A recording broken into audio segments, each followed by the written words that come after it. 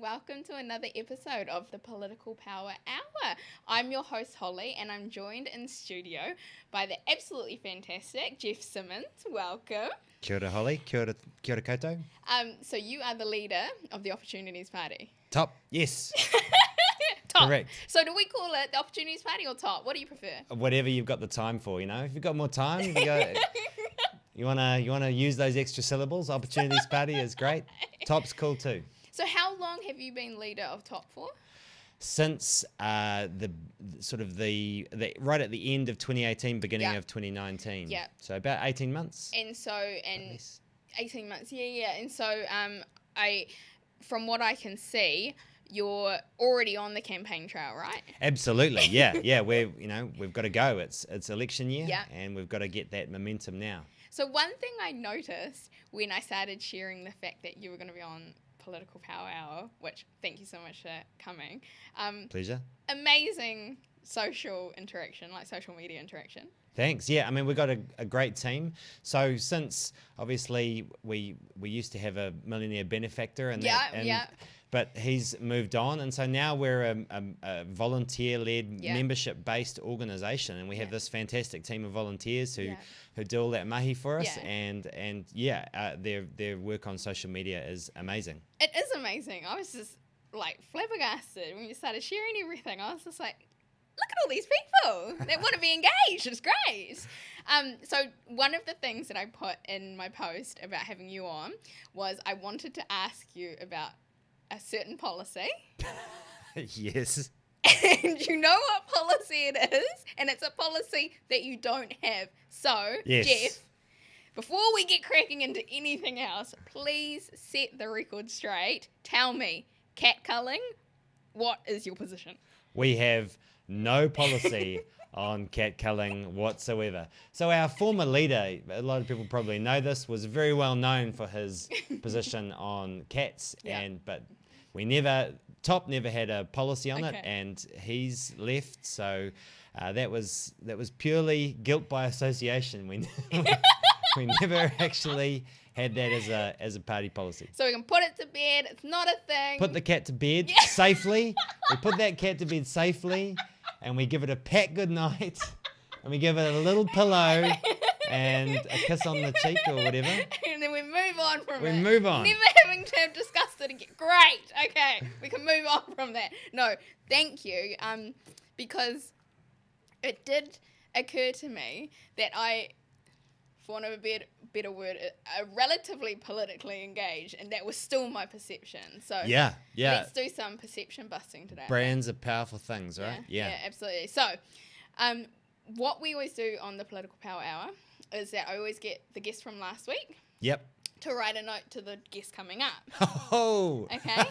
So, last week's guest was Ashley Church. Yeah. Now, he was one of my most controversial guests because he has a lot of strong views on politics, housing, and sort of election 2020. Yeah. And he's not ashamed, like, he's not afraid of saying them. Cool. And cool. Like, power to you because, you know, everyone's got an opinion. But Ashley was the person who wrote you a note. So, I'm going to get it for you. Okay. And then I'm going to get you to open it, read it live on air. Wow. All right. There you are. Oh, okay. It's even sealed in an envelope. Yeah. You can see that. I wasn't peeking into it. Got my name on it. Okay. Dear Geoff, good on you for getting into the fray and giving people an additional choice. Top polled over 60,000 votes at the last election, correct? Good work, Ashley. If you increase that a bit, you could be in a very influential position. Best of luck. There's no question here. It's just a note. No, that's good. Oh, that's it. That's all it has to be. It doesn't have to be a question.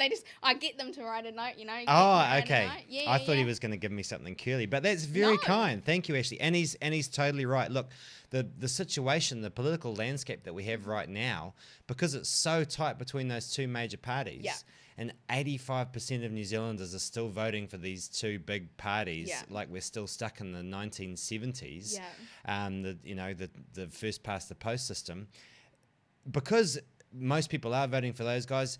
A few percentage points in the middle can make all the difference. So I agree. We could be in a very influential position. How are you feeling about all that?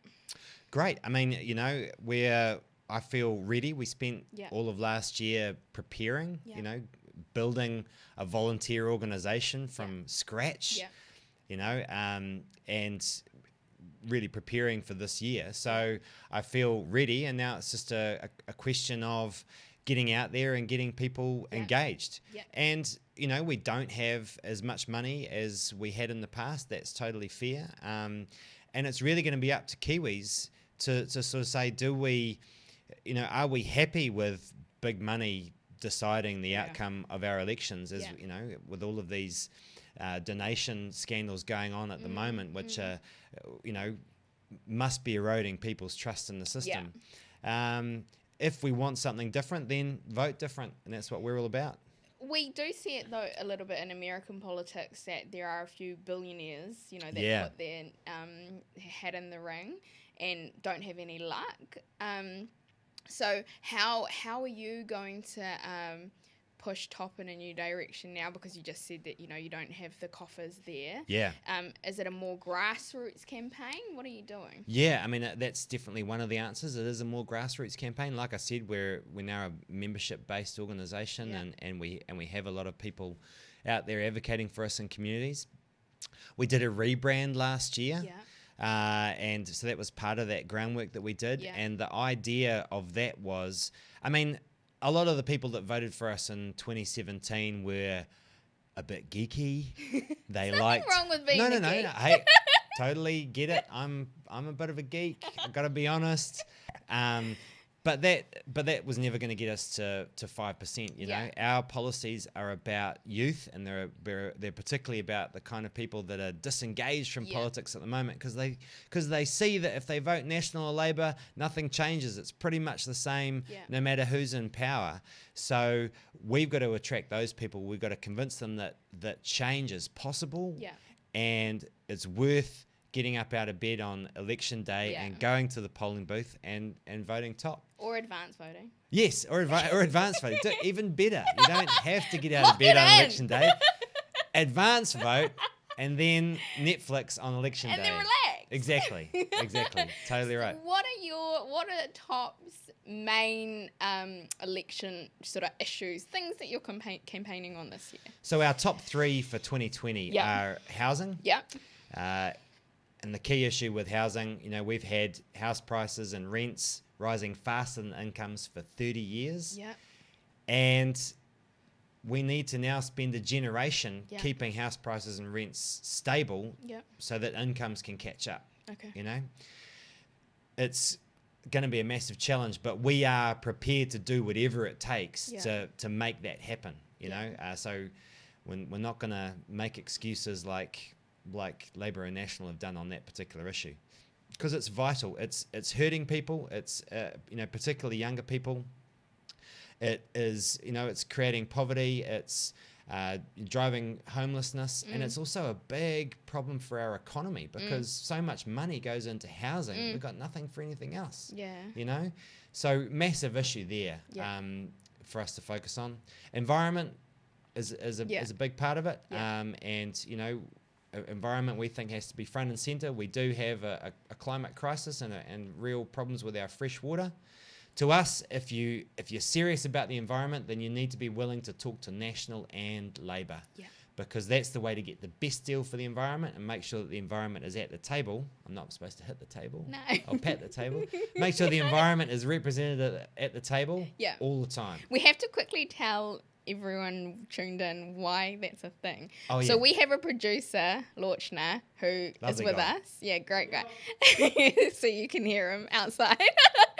And he told us to not hit the table, and I pretty much do it every week. So it's more, he says it to the guest, but it's more to remind me to not hit the table when I'm laughing. But just if you wondered why Geoff felt the need to bring that up, it's not because he's been told anything in particular that he can or cannot do. Okay, cool. So, Bang the table. So environment. What's your third? Third one? Third is an unconditional basic income, universal basic income. UBI, right? Is that UBI, what it's called? that's right. That's what people call it. Excuse me. Andrew Yang called it a freedom dividend over in the United States. Okay. And we will be releasing a plan. At the 2017 election, we campaigned for a UBI for young adults and for people with kids, parents with young kids under 5. And those still very much are our priorities, but we want to show a plan for how the whole country can have a UBI as well, because we think that is the future. So that's what we're going to be launching during this campaign. So the idea of a UBI is you give people $1,000 a month, no questions asked. And so you can get rid of the benefit system, most of it. You can really simplify the tax and benefit system. You can cut out a lot of the paperwork and bureaucracy. You can give people dignity. And because we've got this workforce, this economy that's just getting, we've got robots, we've got artificial intelligence and automation. People, you get the gig economy, right? You're living the gig economy.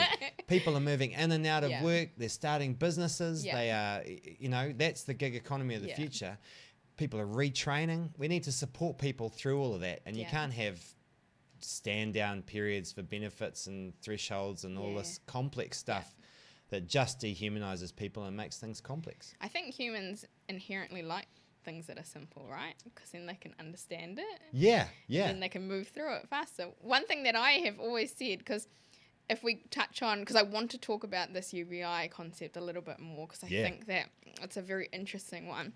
But if we talk about the environment for a moment, you've said you got to talk to both National and Labour, right? Yes. How do you think the Greens have gone? Because they've sort of almost taken up this tono around the environment.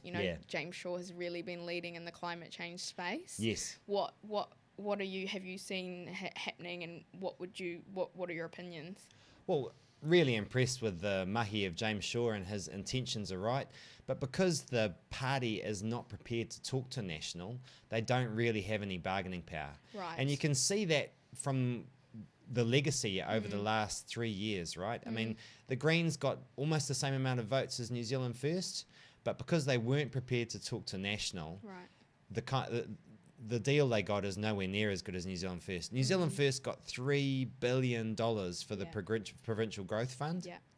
New Zealand and the Greens got $100 million for the Green Investment Fund. Yeah. $100 million still sounds like an awful lot, but the Provincial Growth Fund is 30 times bigger. That's bargaining power. Yeah. Winston didn't get 30 times more votes than the Greens. Yeah. So that's the kind of bargaining power that we need, that the environment needs on its side. Yeah. What are the things that you want to see happen there? Because, we've got the Zero Carbon Act now, which is across the House. Sure, yeah. Zero Carbon Act is good. My big concern with it, there's lots of little concerns with it, but the big concern with it, if I'm to summarise, is that we're going to end up, the biggest thing we're going to do for the next decade is, instead of reducing our emissions, we're just going to plant lots of pine trees everywhere. Are you against planting trees? Don't get me wrong. Hugely not against planting natives on erosion-prone land. We should be doing that. Yeah. But to me, we're just pushing the problem out by planting more pine trees to take the carbon credits. We're just hoping that this will be easier to do in the future. We need to get on with actually reducing emissions now. And sure, we're going to have to plant some trees, but that shouldn't be the main thing that we're doing to reduce our emissions. What does reducing emissions look like for TOP? Well, the first priority has to be energy efficiency. So we waste a whole lot of energy and resources in New Zealand as a country. You know, we've got houses that aren't insulated. We've got cars that are old, all this sort of stuff. We should be investing a lot more. And this is what Europe did 20 years ago. You know, they invested a lot more in energy efficiency and resource efficiency, making sure that we just don't use as much fossil fuels in the first place to run our, you know, to keep ourselves warm and run transport, things like that. The second big thing is we've just got to get rid of coal, and Fonterra shouldn't be using coal. Huntley shouldn't be using coal. You know, we have this situation at the moment where foresters are being put out of work. They should be still working. There's still plenty of trees to process. We could be using it for, you know, to keep our electricity system going, or to you know, dry milk, evaporate milk to make milk powder, which is what Fonterra uses so much of that coal for. We shouldn't be using coal. Is the forestry stuff linked to COVID-19?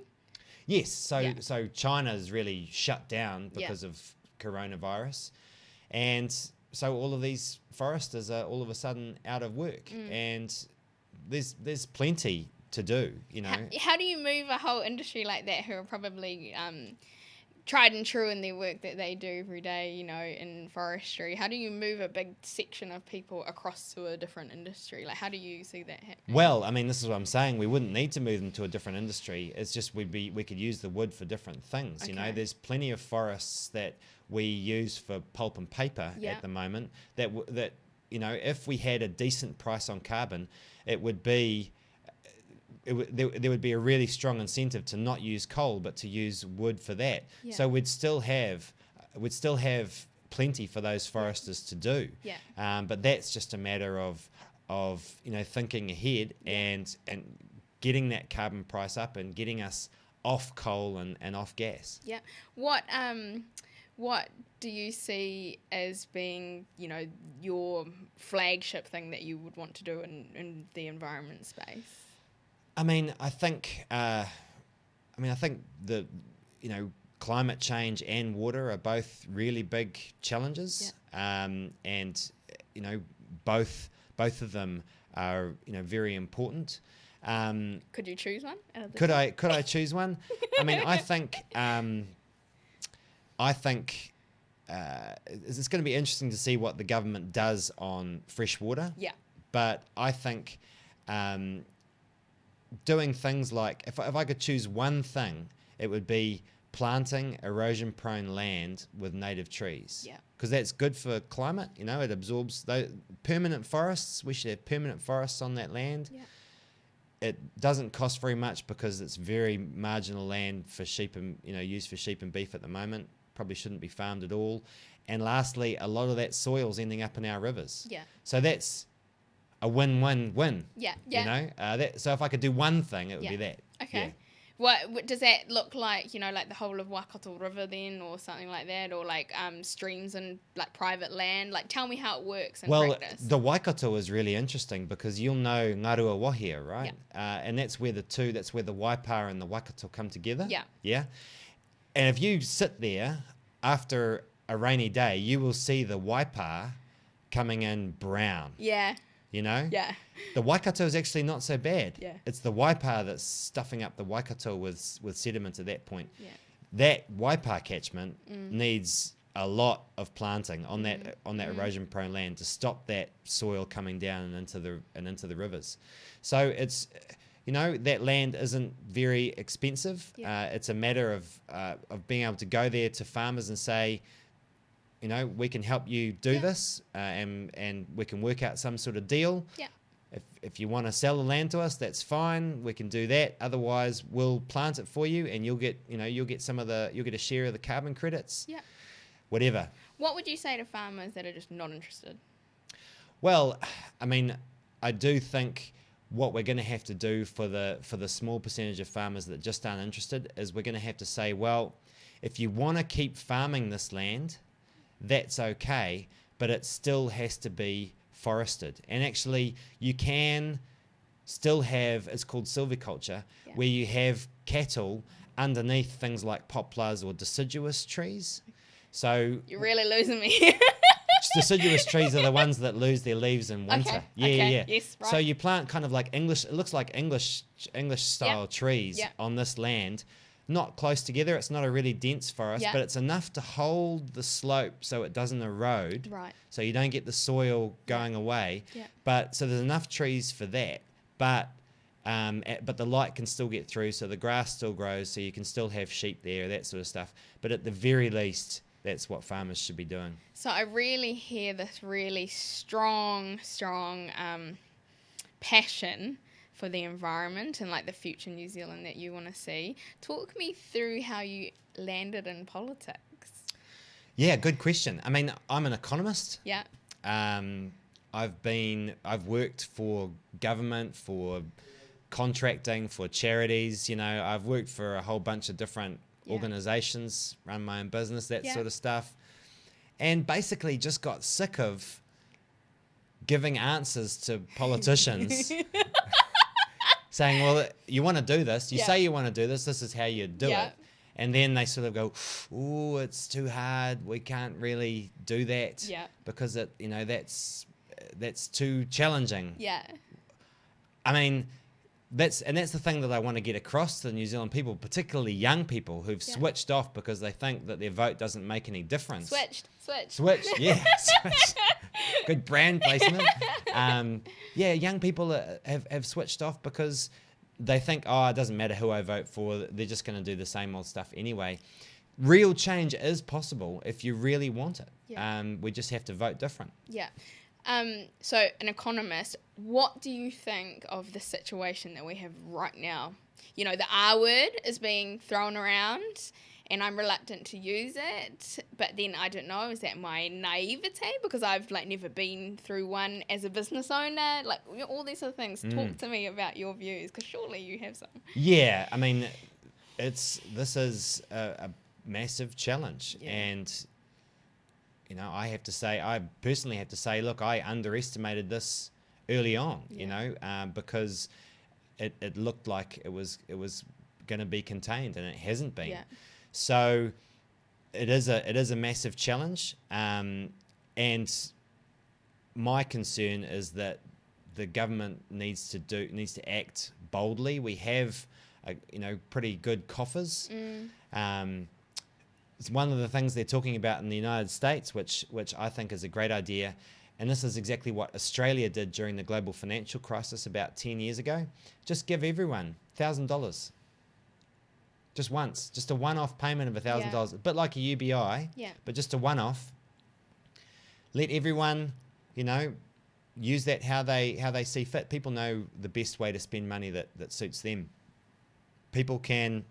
That'll get spent in the local economy. People can do things. If you don't need that $1,000, take a trip to Queenstown. Take a trip to the Catlins. That's what our tourism industry needs, right? Yeah. We need people to go to take holidays. What happens though? Someone like me, if the government gave me $1,000, I can tell you right now what I'd do with it. What's that? I'd put it in my bank account and not touch it. Well, that's awesome. Good for you. Yeah, but is it good though? Because it's perverse, right? In terms of what we want to see happen with that $1,000. Sure, but if that makes you feel more secure in the future, that's totally fine. A lot of people will use it to pay down debt. That's totally fine too. Sure, you don't get that economic bump that you get, but I got to tell you, Holly, there's not many people like you. Oh God. I mean, well, we know that to be true anyway. Probably not in the economic sense. So what is your... sorry, I just wanted to touch on something that you said, which is that you said that or I don't use the word admitted, but like you said that you underplayed it. You know this. Novel to me in politics, where people admit things or say I got that wrong or I didn't perceive that. Is that something that you want to bring to New Zealand politics? Absolutely. And I think this is the crucial thing about being a party that's not based on ideology, but it's Yeah. based on doing what works, Yeah. right? I think we have to be prepared to say, actually, we tried that thing and it didn't work. And we're going to try something else and see if it will work. Yeah. And that's actually, you know, it is a much different way of operating than a lot of people are used to. Yeah. But if you're going to do whatever it takes to achieve a certain goal, like I said, you know, for example, controlling house prices and bringing rents down over time, then you have to be prepared to do what it takes, try some things, see what works. Yeah. And, you know, I think a great economist called John Keynes said, you know, if when the facts change, I change too. Yeah. Basically, I'm paraphrasing, but you know, when the facts change, I change my mind. Yeah. What do you do? Yeah. What do you do when the facts change? Everyone's entitled to change their mind. That's Well, the thing. Yeah. absolutely, but Yeah. but because we have this you know, political system based on, you know, saving face That's and what it is. having a strong position and all that sort of stuff, people don't feel that they can do that, which I think is a shame. Yeah, I would agree with you on that too, because I think that, you know, I've certainly made mistakes in business, you know, and you just accept it, and then you sort of like pivot and try, you know. That's how you learn, though. Yeah. Like there are no mistakes. You know, I'm getting all new agey here, but you know, there are no mistakes in the grand scheme of things. You know, there's lots of learning experiences. Yeah, absolutely. I mean, you know, what doesn't kill you makes you stronger. sort of approach. So you are, as you said, on the campaign trail now. You're going to be in, well, where I live in Kirikiriroa, so in Hamilton next week, right? Yes. On Tuesday. So in Auckland this week, Yeah. and then off around the upper North Island, then lower North Island, and then South Island, basically, for the next few weeks. And so what's the on-the-ground reception been like? Good. I mean, like I said, we have a bunch of different target audiences. Yeah. So, you know, the kind of disaffected youth tend to engage through social media, as you've kind of seen. Yeah. Which is great. Yeah. You know, the kind of people that come along to our road shows are the people that are interested in a bit more detail. Yeah. You know, and you know, so we have really good in-depth discussions about exactly how we can change things. If there was anyone watching right now that may feel themselves, you know, because I get a lot of messages saying, like, I'm not interested in politics at all, but I find it really interesting. I tune into the podcast because it's talking about politics in a different way. What would your message be to them, like, especially if they're feeling a bit disaffected by politics in New Zealand? Change is possible. Yeah. You know, we have all the answers to solve all the problems. Take tax, for example. Oh my God, an economist talking about tax. I'm not going to talk about tax, I promise. But just as an example of the government over the past, like every new government that's come in, the past 4 governments have all had a different tax review. We've just had one, right? And then the government pretty much ignored the results. Yeah. That's happened every government for the last 4, you know. So we have these reports which have the answers in them. The answers are there. Yeah. We just don't do them. And so change is absolutely possible. You know, we can have cheaper housing. We can have an economy that provides well-paying jobs for people. Yeah. If we're prepared to invest in businesses rather than put all our money into housing. Yeah, exactly. Yeah. So these things can be done. We just need the will, the political will, the courage to do it. And that's what TOP's all about. When I look at my rate of return on my $300 I set up my business with, $300, I think that's a far better investment than putting it in some bricks and mortar, like in the immediate term. Absolutely, yeah. And although you no doubt have there's a fair amount of sweat equity in that business as well, I'm sure. It doesn't just tick along by itself, you know. So. Yeah. Now, let's talk about, so I do want to touch on, I said I want to talk about UBI. Yes.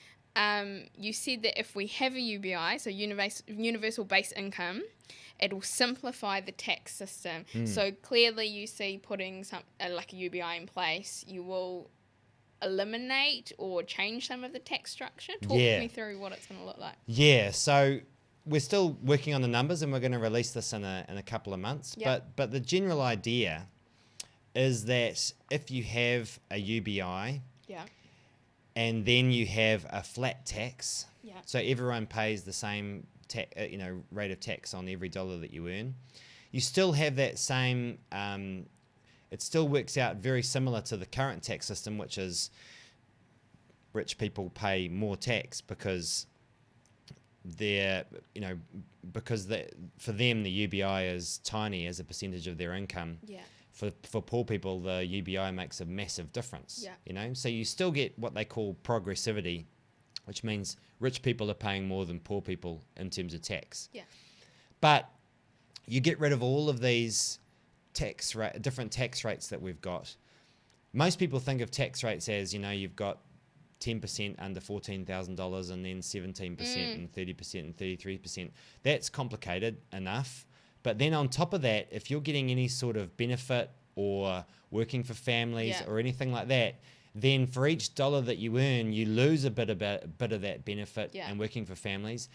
So a lot of people are facing what we call effective tax rates, like the real tax rate they're paying can be 50 cents, can be 80 cents. For some solo parents, it's actually over 100% in each 100 cents in each dollar. So if you go out and earn, you're actually worse off because you're losing benefits at the same time as you are earning money. Yeah.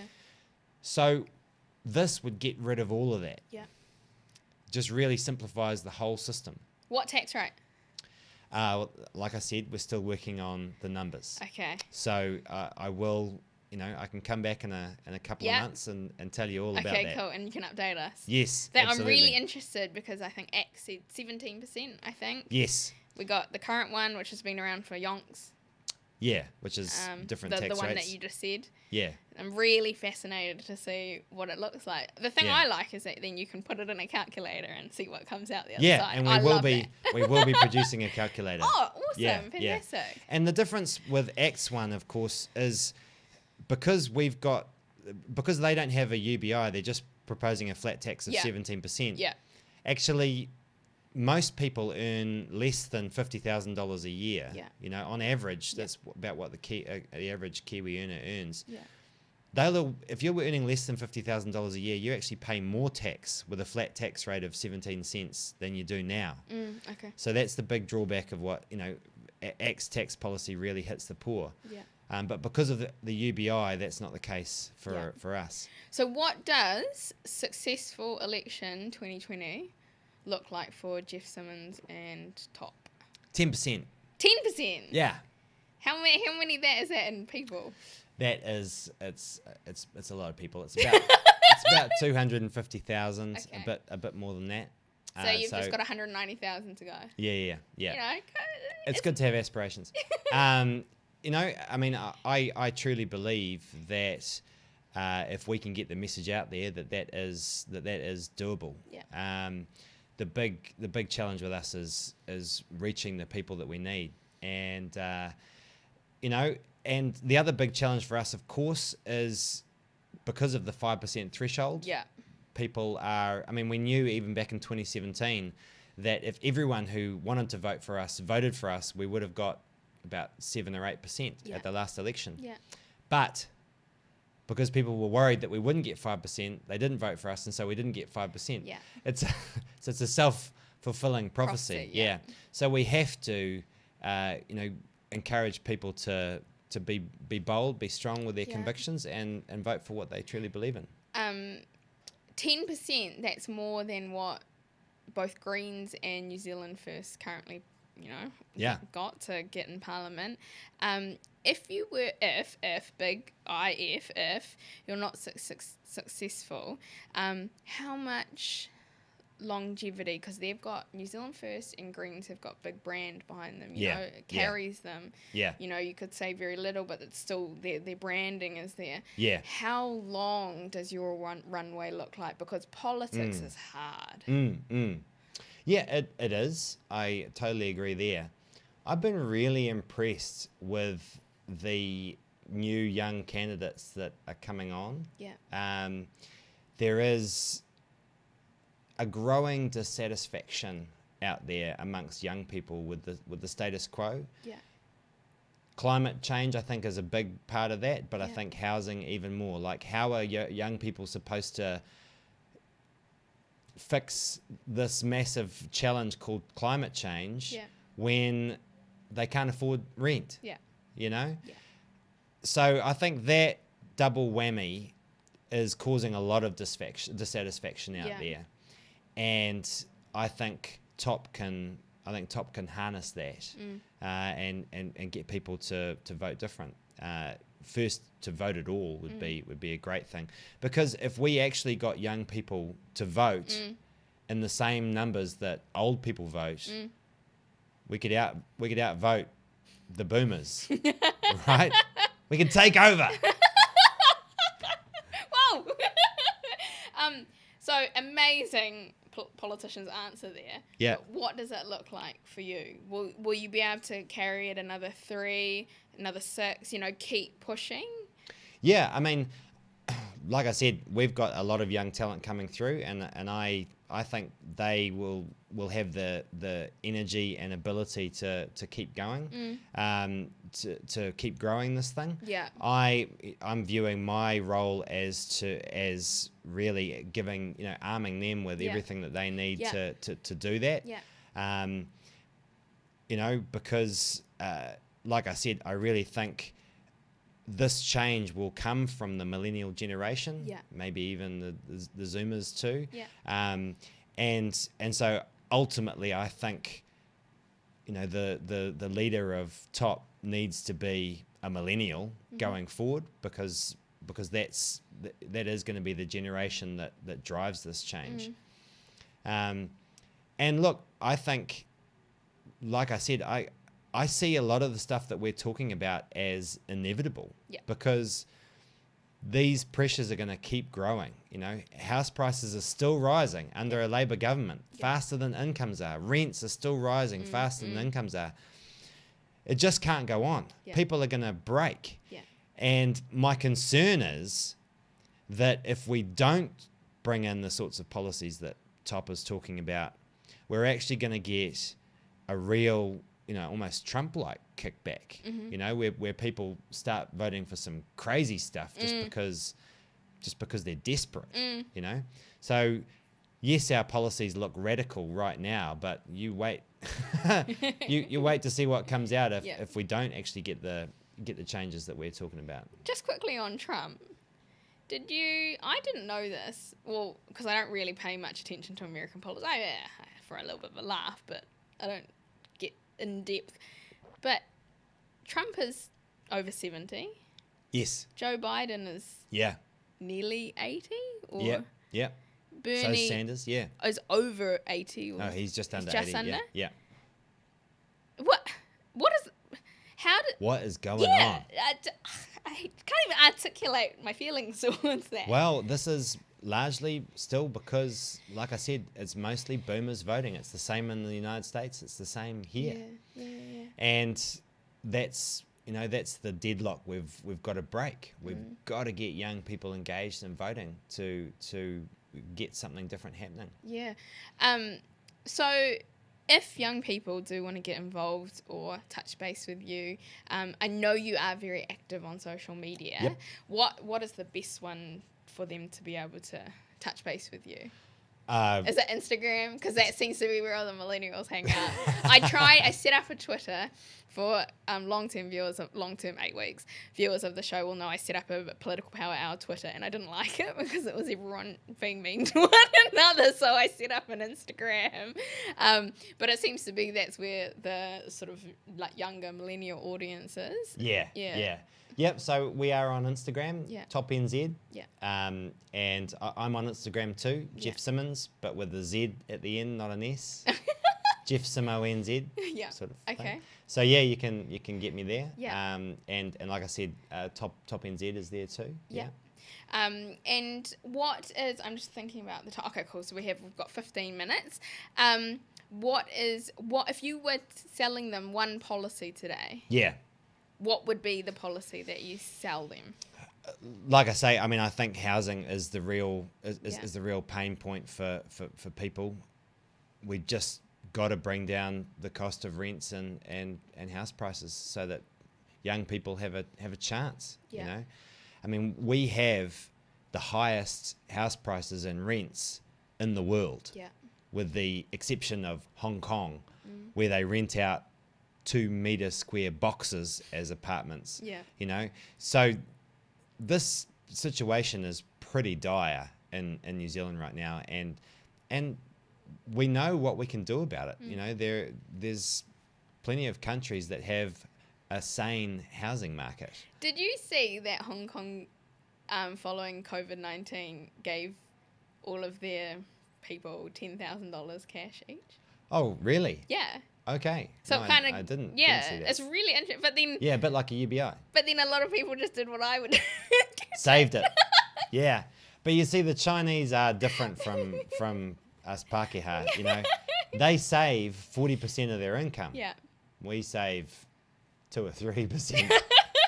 I was like, oh, not sure if that economic stimulus worked, but, you Yeah. know, they did it. So there you go. So the other thing that we always do every week on Political Power Hour is talk about top 5 news issues Yes. that are happening. Awesome. Are you game?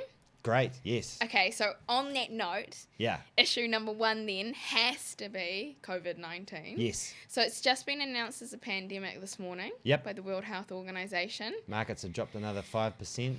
What? Since this morning? Well, after that announcement. Oh, of the gosh, I didn't pandemic. know that. I was Yeah. in my little Wellington bubble. I wasn't paying attention to that. Oh, golly. I don't want to look at my KiwiSaver then. Don't. No. Don't. It's best not to touch it. Just Talk to me about your views on COVID-19. Some people are saying government's doing enough. Some people saying government's not doing enough. Lots of people talking about lots. And I've seen fellow economists say things like, oh, the government needs to really step up and put a whole bunch of money in. Yeah. I don't know. You know, what do you think? Yeah, I mean, I think given what's happened in recent weeks, this is serious. Yep. It's not long-term serious, but Yep. it is short-term serious and requires a short-term serious response. Yep. So, yeah, I mean, I'm serious. I think giving everyone $1,000 makes a lot of sense. You know, a one-off hit of that sort of magnitude Yep. would really kick the economy along. Yep.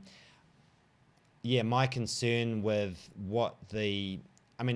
National's response I thought was a little bit silly, getting rid of regulations. Like, that's going to help, particularly, warm and dry housing regulations when we're talking about a respiratory illness. Was that the thing crazy. with the maths equation that I saw? The- I don't know. They the put re- it, in one of the regulation things. It was like a Oh, maths right. equation, that isn't like, this is the regulation. Yeah, And yeah. I was like, is it? I couldn't even tell you. I was like, is it? Yeah. So,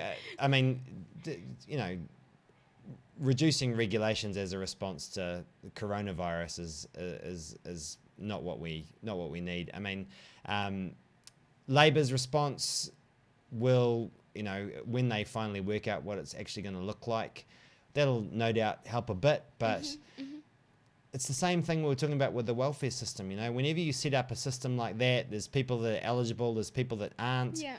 Contractors would probably miss out because they're not employees, so Yeah. they're not going to be able to get wage subsidies. Yeah. Why don't we help contractors? Stay-at-home parents are just as affected by coronavirus as people that are working. So why don't we just help everyone? Yeah. That's kind of my attitude with this Okay. sort of stuff. But yeah, we need a serious response. Okay. Next one. Government has just announced, as somebody who lives in Hamilton, and I know a lot of Hamiltonians are extremely happy about this, Te Huia, which is the new Hamilton to Auckland, or Auckland to Hamilton, whichever way you're going, rail service. Yes. 2 hours, 20 minutes it's going to take. Yes. You can now drive just over an hour. Yeah. Views on this rail service, etc., announcement. Yeah, I mean, it seems like who's gonna use it is the big question, and this is kind of the problem that public transport has in New Zealand is that we kind of do it on the cheap and then wonder why no one uses it. Yeah. I mean, the ideal situation is for us to develop more densely, as a population. So What does that mean? I don't.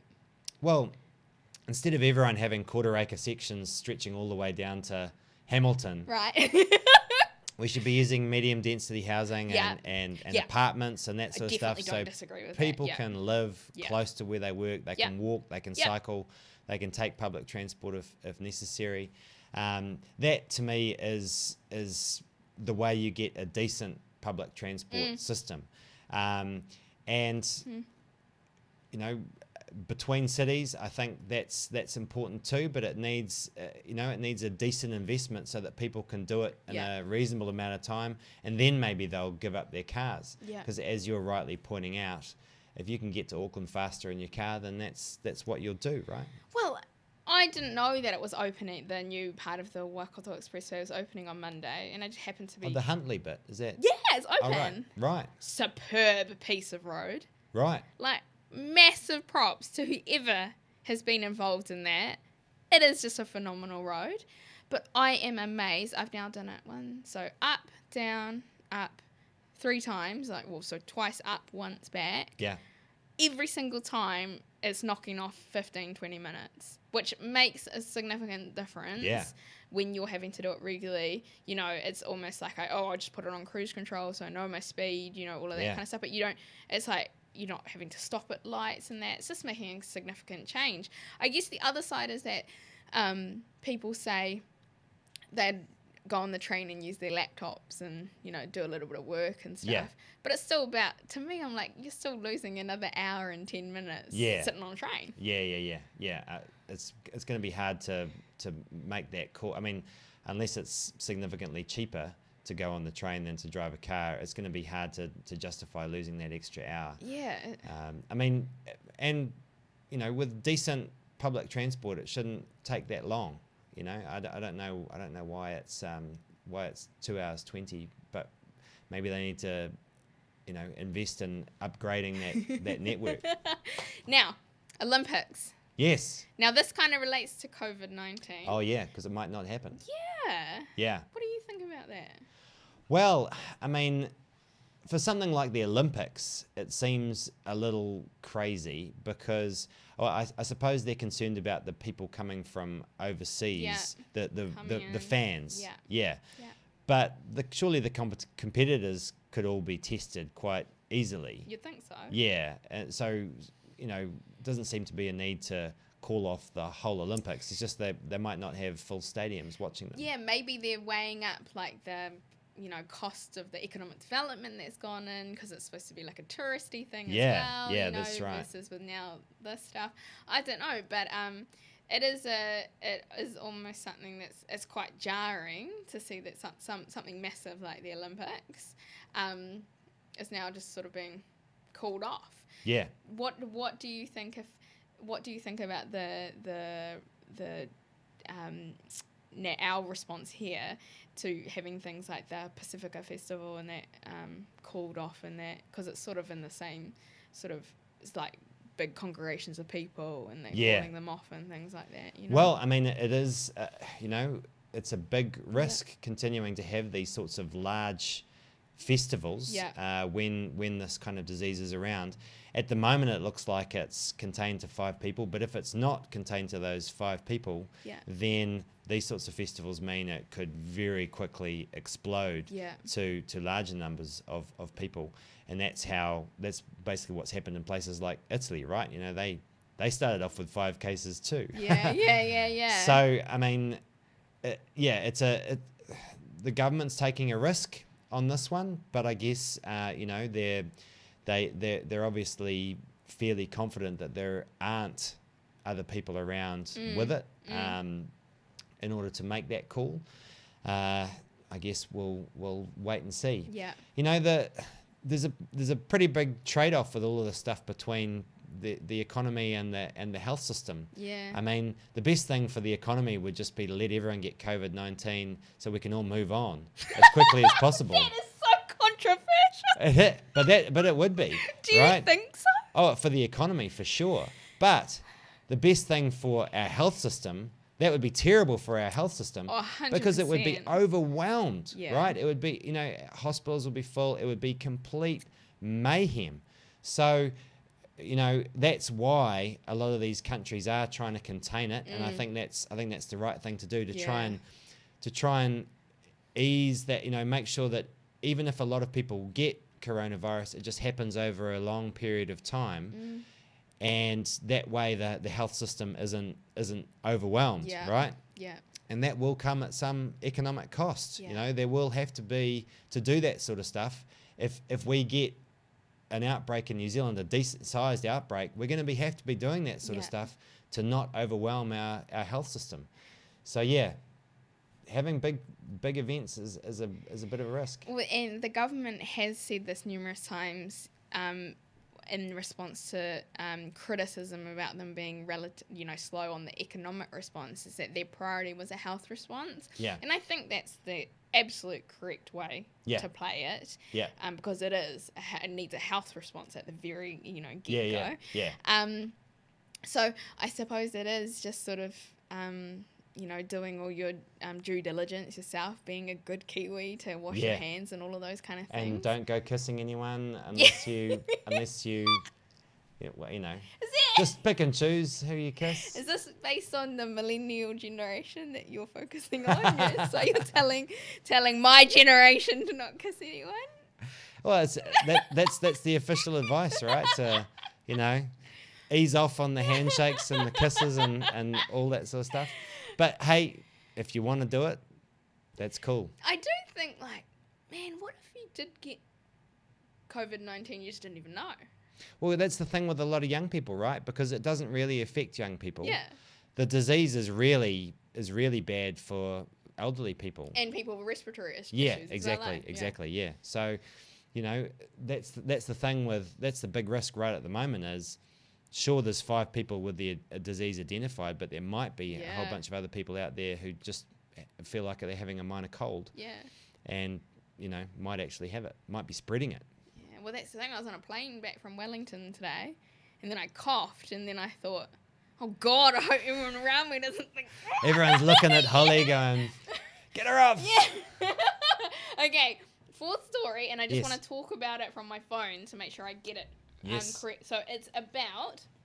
and it kind of goes back to this infrastructure thing. Yeah. It's about Wellington power outage this morning. Yeah. Substation explosion, which cut electricity to 94,000 homes. Okay.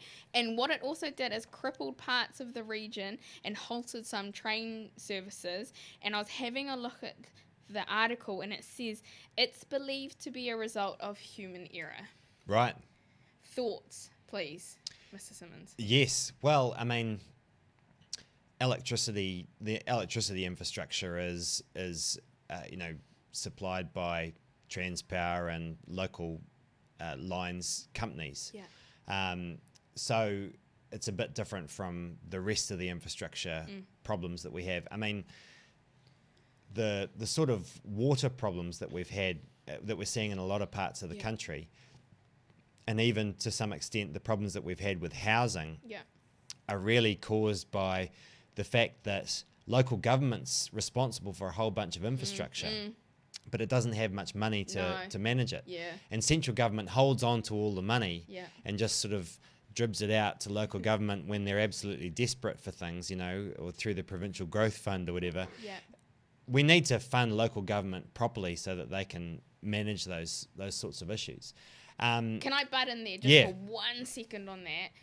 We struggle to see the numbers. We want to pull up the numbers voting in our general elections. Yeah. We want to see high quality and calibre people running for parliament. Yeah.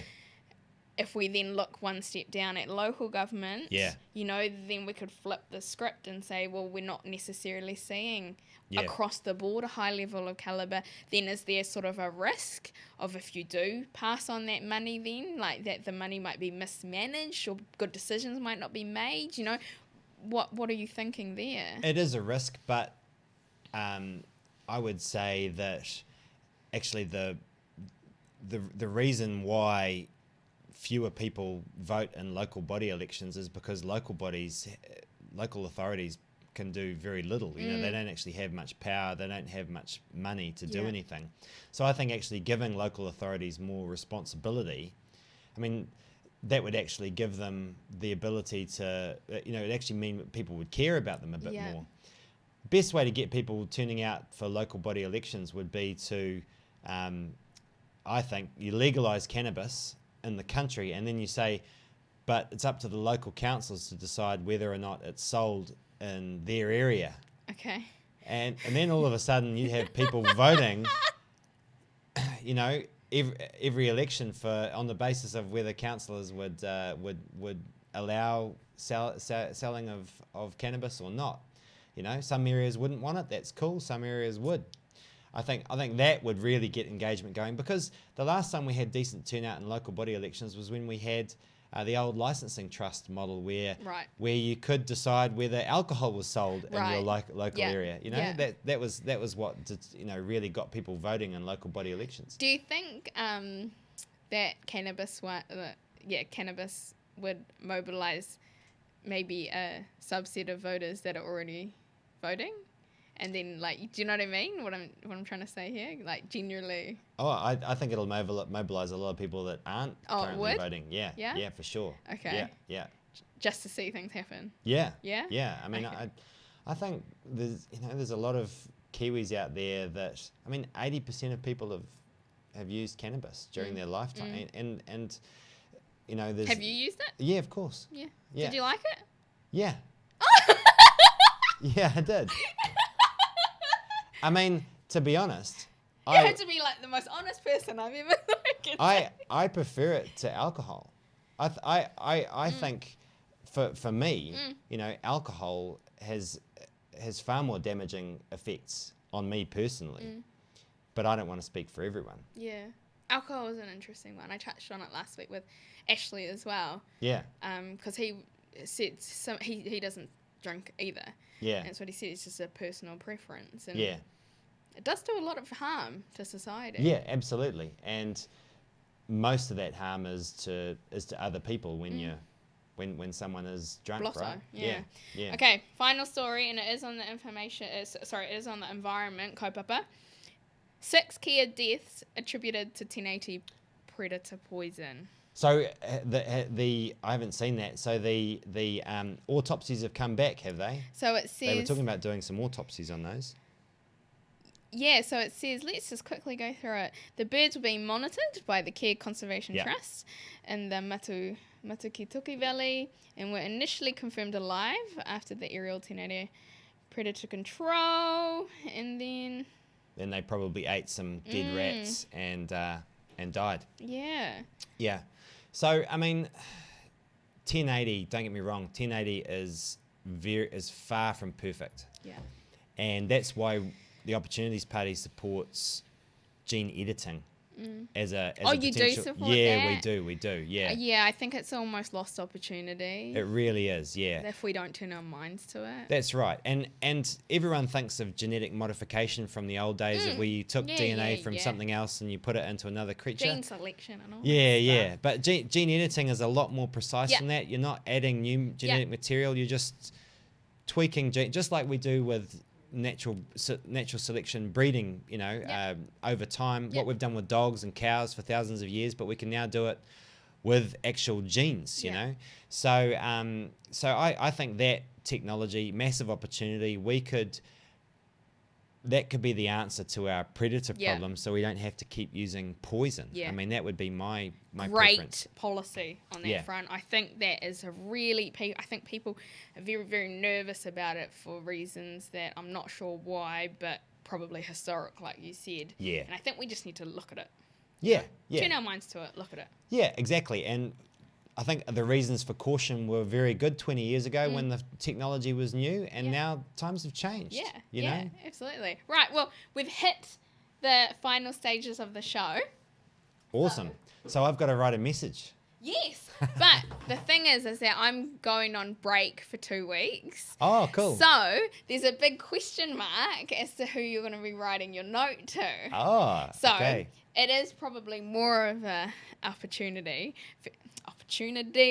party to give a little plug and sort of put a message out there so that when I next get it out there, it can be, from Geoff, and he said, gene editing. So I will get you to write a note.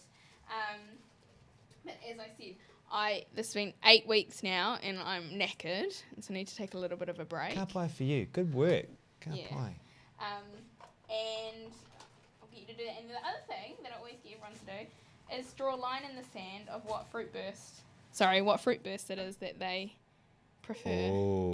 Oh, because tough. I want to find out.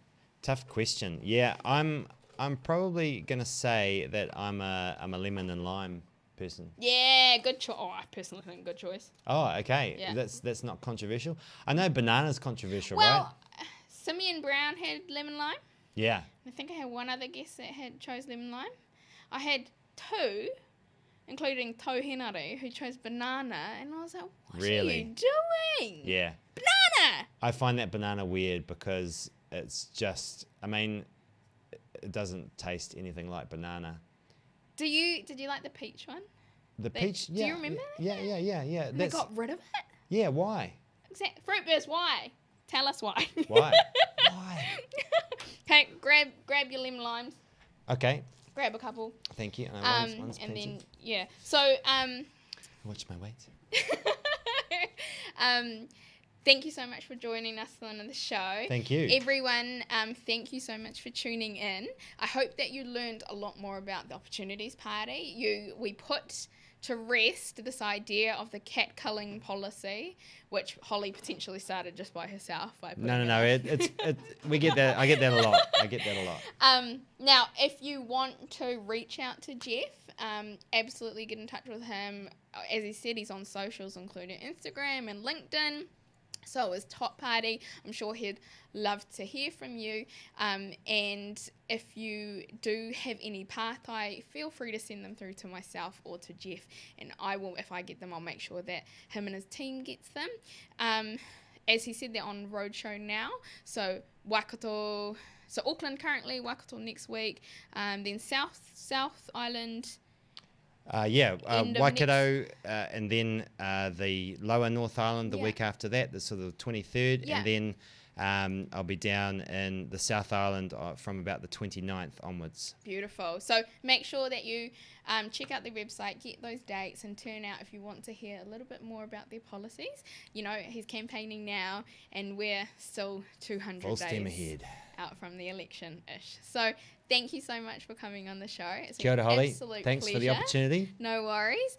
And everyone, I'm on a break, taking a break.